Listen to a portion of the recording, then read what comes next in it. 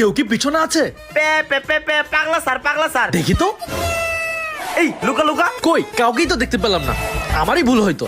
Good morning students. Good morning teacher. এই পাগলা sir আমরা রুমে ঢুকে পড়েছি। কত বাজে? হ্যাঁ, এখন আসছিস কেন? স্যার ঘড়ি নাই, কি টাইম বলবো?